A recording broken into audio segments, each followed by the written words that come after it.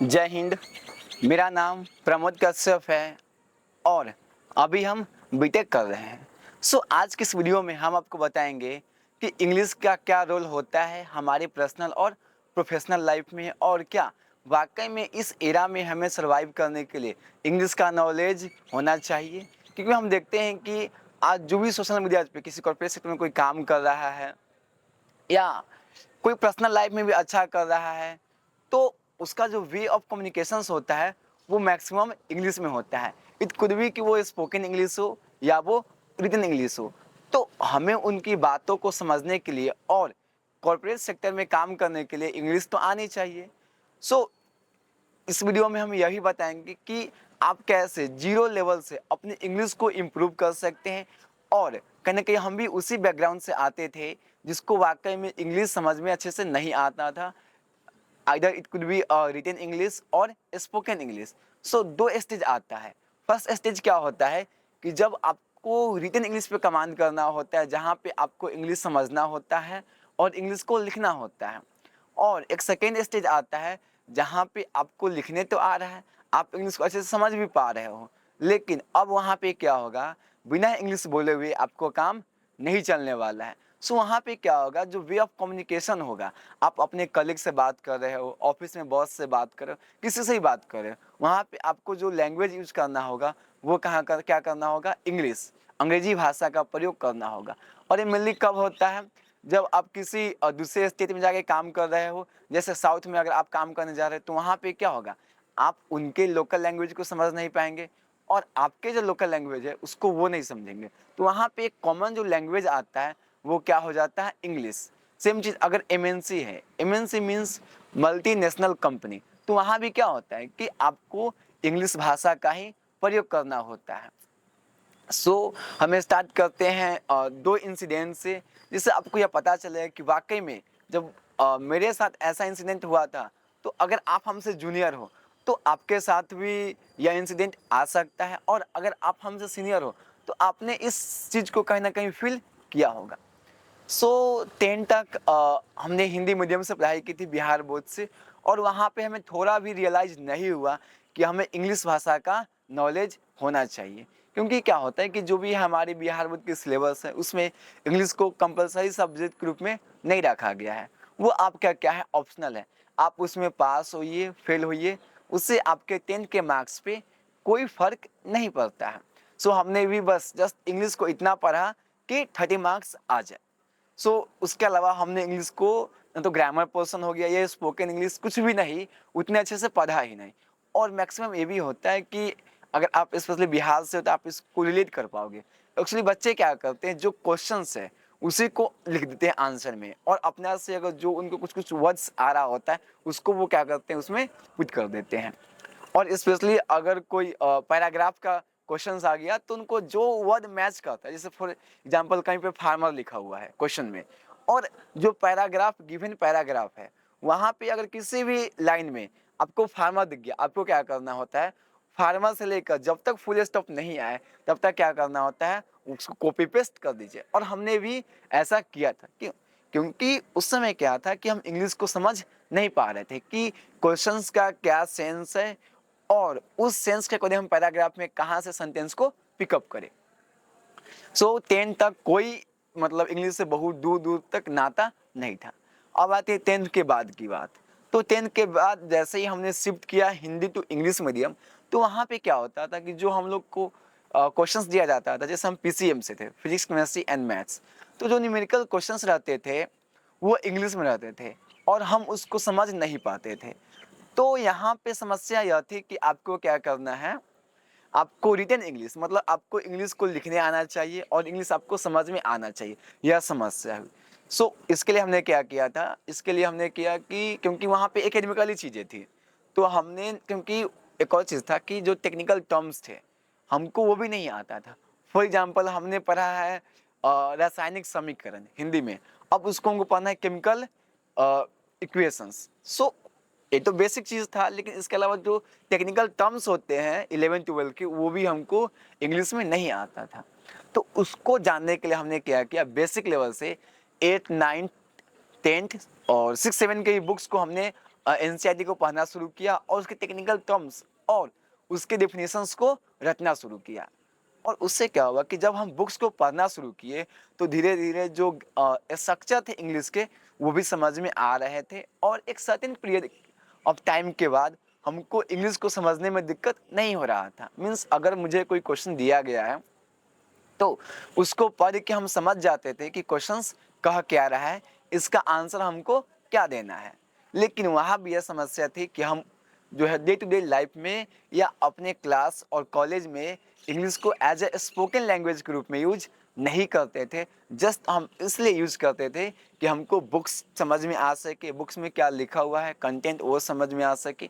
अगर टीचर कोई technical terms का यूज कर रहे हैं और वो इंग्लिश का टर्म्स है तो उससे हमें समझ में आया जा सके। यह घटना थी 12th तक की। 12th के बाद जैसे ही हमने कॉलेज ज्वाइन किया, मेरा जो कॉलेज है वो है लवली प्रोफेशनल यूनिवर्सिटी जो पंजाब में है। यहाँ पे क्या है कि यहाँ पे फॉरेन के स्टूडेंट्स और आपके जो साउथ हो गए, मतलब ऑलमोस्ट पूरे इंडिया के जितने भी स्टेट्स हैं उन सभी से बच्चे यहाँ पे हैं। मीन्स यहाँ पे डाइवर्सिटी बहुत ज़्यादा है और उनका लैंग्वेज हम नहीं समझ पाएंगे और मेरा लैंग्वेज वो नहीं समझ पाएंगे। फॉर एग्जाम्पल अगर साउथ के स्टूडेंट कुछ अपने लोकल लैंग्वेज में बोलेंगे तो क्या उसको हम समझ पाएंगे? या अगर वो कोई डाउट पूछता है नॉर्थ के टीचर से तो नॉर्थ के टीचर भी क्या करेंगे, उसका जो लोकल लैंग्वेज है उसको नहीं समझ पाएंगे और उसको हिंदी आएगा नहीं। इतनी जो डाइवर्सिटी थी, जो वैरायटी जब स्टूडेंट्स यहाँ पे आ रहे थे अपने देश के और विदेश के भी, अफ्रीका कंटिनेंट के बहुत सारे देश के जो स्टूडेंट्स वो हमारे कॉलेज में हैं और एक अच्छा खासा रेशियो है। ऑलमोस्ट 5 to 10% जो बच्चे होंगे ऑलमोस्ट अफ्रीका के हैं। हर एक डिपार्टमेंट में नहीं, लेकिन कुछ डिपार्टमेंट में है, जैसे लॉ के डिपार्टमेंट में हो गए, मैकेनिकल में है और फैशन डिजाइनिंग में है। सीएससी में अफ्रीका के कम स्टूडेंट्स हैं, बट फिर भी उनका एक अच्छा खासा रेशियो है, आपको दिख जाएंगे बच्चे। सबको एक करने के लिए यहाँ पे क्या किया गया, इंग्लिश लैंग्वेज को इंट्रोड्यूस किया गया और हमारा जो लेक्चर होता है वो पूरे इंग्लिश मीडियम में होता है। आप वहाँ पे अगर आपको कोई डाउट हो रहा है तो आप पर्सनली हिंदी में पूछ सकते हो, लेकिन ऐसा ऑलमोस्ट नहीं के बराबर होता है, क्योंकि क्या पता जो टीचर है उनको शायद हिंदी नहीं आता हो। जैसे अगर हम बात करें कि पंजाब है तो पंजाब के जो टीचर्स हैं ऑलमोस्ट पंजाब के टीचर हैं, या तो फिर बिहार के यूपी के टीचर्स हैं, तो उनको तो हिंदी समझने में कोई दिक्कत नहीं होता है। लेकिन जो साउथ के बच्चे हैं अब वो उनसे हिंदी में कैसे क्वेश्चन पूछेगा, उसको तो हिंदी आता नहीं है। और जो यहाँ के टीचर हैं, नॉर्थ ईस्ट के जो टीचर हैं, उनको साउथ का जो लैंग्वेज है वो नहीं आता। तो इसलिए क्या किया गया, एक कॉमन लैंग्वेज इंग्लिश को इंट्रोड्यूस किया गया और उसी कॉमन लैंग्वेज को हम लोग के क्लास में पढ़ाया जाता है उसी मीडियम के थ्रू। और हम लोग का जो वे ऑफ जो कम्युनिकेशंस होते हैं वो भी ऑलमोस्ट इंग्लिश में ही होते हैं। तो अब हमको यहाँ पे रियलाइज हुआ कि अब हमको इंग्लिश समझना नहीं है बल्कि इंग्लिश को बोलना है, क्योंकि जो क्लास में लेक्चर में जो पढ़ा रहे थे सर वो उसको हम समझ पा रहे थे, लेकिन मेरे पास कोई डाउट्स है या अपने फ्रेंड से बात करना है, फैकल्टी से ही बात करना है, तो वहाँ पे क्या होता था कि एक हेजिटेशंस होता था और ग्रामेटिकल्स एरर काफ़ी ज़्यादा होते थे। और ये भी होता है ना कि जब सब इंग्लिश में बात करें टीचर से स्टूडेंट से और आप हिंदी में बात करें तो थोड़ा सा एक सेम फील होता है कि हमको इंग्लिश क्यों नहीं आ रहा। इस बात का सेम नहीं है कि आप अपने मदर टंग में बात करें, सेम इस चीज़ का होता है कि हमको इंग्लिश क्यों नहीं आ रहा। सेम चीज़ मुझे भी होता था। हमने भी धीरे धीरे करके क्या कि जो टीचर्स होते थे, स्पेशली जो हम लोग के पेस के टीचर होते हैं जो हम लोग के सॉफ्ट स्किल पढ़ा रहे थे, उस मैम से रेगुलर बेसिस पे हम टच में रहे और उनसे पूछे कि ma'am how can I improve my spoken English. उन्होंने भी क्या किया, बहुत सारे टिप्स बताएं कि आप क्या करो, इंग्लिश मूवीज़ देखना शुरू करो, नेटफ्लिक्स पे क्या करो, इंग्लिश शोज़ देखना शुरू करो, पॉडकास्ट सुनो। मतलब क्या करना है, इंग्लिश के हैबिचुअल हो जाना है, आपके कान में इंग्लिश जाए और बिना आप उसको ट्रांसलेट किए हुए क्या करना है, समझना है। जैसे आई एम अ बॉय, तो आपको ये नहीं देखना कि आई का मतलब मैं होता है और उसके साथ हेल्पिंग वर्ब ए एम लगा है एम, और बॉय मतलब लड़का होता है, मतलब इसका मतलब मैं एक लड़का हूँ, नहीं। आपको इंग्लिश जाएगा, आपको उसी फॉर्म में आपको समझना है, मतलब आपको जो ट्रांसलेट नहीं करना है। इसके लिए क्या करना होता है कि आपको कान को पकाना होता है, ठीक है, कि आपको इंग्लिश रेगुलर बेसिस पे सुनना है। ये दो सिनेरियोज था जहाँ पे मुझे लगा कि नहीं, दोनों फेज में अलग अलग था। फर्स्ट फेज में क्या था कि हमको रिटन इंग्लिश मतलब लिखने आना चाहिए और इंग्लिश समझ में आना चाहिए। सेकेंड में क्या था कि अब आपको उसको रियल लाइफ में एग्जीक्यूट करना है, आपको डेली बेसिस पे आप उसको कम्युनिकेशन में उसको इम्प्लीमेंट करना है। आपने टेंसेस पढ़ लिया, लेकिन सिंपल प्रेजेंट टेंस का कहाँ यूज़ करना है, पास्ट इंडेफिनिट का कहाँ यूज़ करना है, ये सब आपको रियल लाइफ में अब यूज करना होगा। सो हमने भी काफ़ी ज़्यादा मिस्टेक्स किए थे और अभी भी मिस्टेक कर रहे हैं, क्योंकि एक लैंग्वेज को सीखना ईजी नहीं है। आप किसी लैंग्वेज के बेसिस पे उसके कल्चर को जान सकते हैं। सो एक लैंग्वेज में क्या होता है कि पर्टिकुलर देश का कल्चर भी दिखता है, तो आपको उसमें फ्लुएंट होने में लॉन्ग समय लगता है। सो अभी मेरा 1 साल हुआ है एलपीयू में, तो 1 साल के बाद क्या है कि हाँ, अब इतना है कि कोई इंग्लिश में बात करेगा तो हम उससे कर पाएँगे। फ्लुएंसी बहुत ज़्यादा नहीं है, लेकिन हाँ, अब वो सेम फील नहीं होता, अब वो हेजिटेशंस नहीं होते, अब वो वर्ड्स की कमी नहीं लगती है। अब आते हैं हम अपने वीडियो के सेकेंड पार्ट पे, जहाँ पे मैं आपको बताऊँगा कि वाक़ई में हम कैसे इंग्लिश को ज़ीरो लेवल से इम्प्रूव कर सकते हैं। सो फर्स्ट ऑफ ऑल क्या करना है कि अगर आप 10th से पहले की बात कर रहा हूँ जो स्टेज लेता और एक 10th के बाद, अगर आप 10th से पहले हो, तो आप कोशिश कीजिए कि 5, 6, 7, 8 का जो बुक है, अगर आप इससे सीनियर है, अगर आप मतलब जिस भी क्लास में आप उस जूनियर क्लास के बुक्स को उठाइए और उसको पढ़िए, और जो सेंटेंस आपको समझ में नहीं आ रहा है या पार्टिकुलर कोई वर्ड नहीं आ रहा है, उसको क्या करना है, अंडरलाइन करना है, और उसका आप जिस भी भाषा में मीनिंग समझ रहे हो, या तो अगर पॉसिबल है तो आप उसको इंग्लिश में ही उसको एक्सप्रेस कर दो with the help of mobile. आप मोबाइल से क्या करो, जैसे फॉर एग्जांपल हमको समझना है एक वर्ड लव, तो हमको नहीं समझना कि लव क्या है, तो वहाँ पे आप लिख दो कि लव इज ए फीलिंग्स।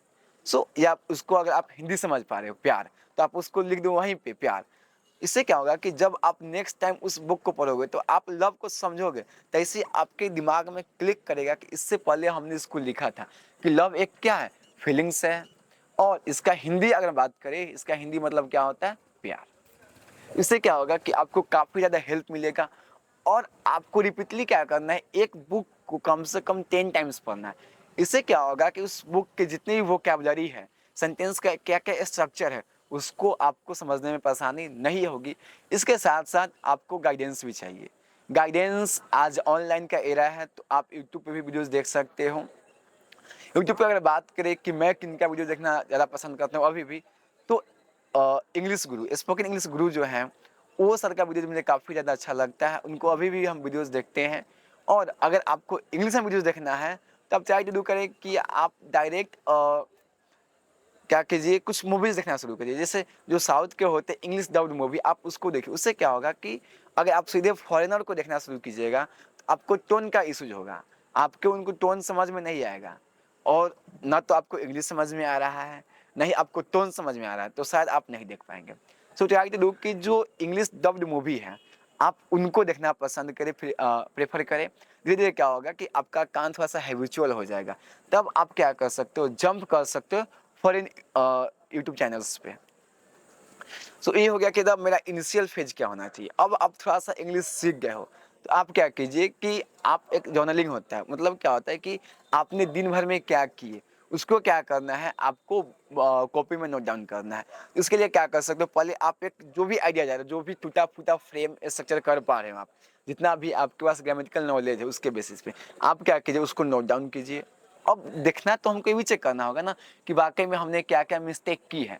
तो उसके लिए क्या कीजिए, ग्रामली ऐप आता है, वहाँ पे क्या कीजिए, आप उस सेंटेंस को लिखिए। जहाँ जहाँ आपके सेंटेंस में ग्रामेटिकल एरर्स होंगे, सेंटेंस को और कैसे इम्प्रूव कर सकते हैं, वो आपको सजेशंस देगा। और आप क्या कीजिएगा, आप उसे जान जाइए कि अच्छा यहाँ पे हमको प्रेजेंट इंडेफिनिट टेंस का प्रयोग करना था, हमने यहाँ पे प्रेजेंट कंटिन्यूअस का यूज कर लिया। सो आपको क्या होगा कि आपने एक रफ लिख लिया, और अब क्या करोगे, आप उसको करेक्ट कर पा रहे हो बिना किसी के हेल्प से। तो यह जो चीज़ होती है, यह बहुत ज़्यादा फायदेमंद होती है। और मैं भी अभी ऐसा ही करता हूँ, क्योंकि देखिए, आप लैंग्वेज को एक दिन में नहीं सीख सकते, चाहे आप कितना भी ग्रामर क्यों नहीं सीख गए। और यह भी होता है कि एक्सप्रेशंस, जैसे आज अभी हम अगर एक किसी इंसिडेंट को बता रहे हैं, तो वहाँ पे हम किस वर्ड का ज़्यादा अच्छे से यूज होगा, कौन सा स्ट्रॉन्ग वर्ड है, कौन सा वीक वर्ड है, और कैसे हम क्या कर सकते हैं अपने सेंटेंस को और ज़्यादा ब्यूटीफुली तरीके से रिप्रेजेंट कर सकते हैं। इसके लिए क्या होगा कि आपको कोई ऐसा इंसान चाहिए, it could be a device भी हो सकता है, मशीन भी हो सकता है, जिसका नॉलेज आपसे ज़्यादा हो। तो वो क्या है, चैट जीपीटी है, उसके अलावा आपका ग्रामरली है। और आप चैट जीपीटी का यूज कैसे कर सकते हो, तो चैट जीपीटी क्या करेगा, जैसे मान लेते हैं आपको एक पैराग्राफ लिखना है किसी टॉपिक पे, तो आपने क्या किया, चैट जीपीटी से बोल दिया कि right a paragraph about smartphone, और वो आपको एक क्या किया, रफ दे दिया। अब आपको क्या करना है, कुछ कुछ मेन पॉइंट लेना है ना, और उस मेन पॉइंट को क्या करना है, आपको डिस्क्राइब करना है अपने लैंग्वेज पे। और फिर क्या करना है, चैट जीपीटी का इतना काम हो गया, वो जस्ट आपको एक आइडियाज दिया। अब क्या करना है, जो आपने अपने लैंग्वेज में लिखा उसको क्या करना है, फिर ग्रामरली पे क्या करना है, कॉपी पेस्ट करना है। वहां से क्या पता चल जाएगा आपको कि आपने वाकई में क्या क्या मिस्टेक्स किए हैं, कहाँ कहाँ पे। अब क्या करना है, ए अगर दोनों हो गया, तो अब क्या करना है, आपको रियल लाइफ में बोलना है। तो बोलने के लिए मेरा सिंपल सा चीज़ होता है कि आप अपने दोस्तों के बीच बोलिए, या फिर जैसा हम करते हैं, मीन्स वीडियो बनाना। आप क्या कीजिए, पर्टिकुलर एक टॉपिक चूज कर लीजिए। अब क्या करना है, उस टॉपिक के बारे में पहले आप लिखिए। लिखने का तरीका सेम होगा कि आप क्या कीजिए, पहले चैट जीपीटी का सहारा लीजिए, वो आपको क्या करेगा, कुछ कुछ मेन पॉइंट दे देगा। उसके बाद आप उसको क्या कीजिए, अपने से डिस्क्राइब कीजिए उस टर्म्स को, और फिर क्या करना है, ग्रामरली पर जाना है।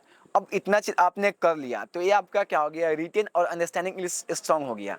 अब क्या करना है, उसको हमको स्पोकन में यूज करना है। तो फिर आप क्या कीजिए, कैमरा के सामने उस टॉपिक के बारे में बोलिए। तो आपको पता क्या चलेगा कि जो हमने कितना रिटेन कर पाया।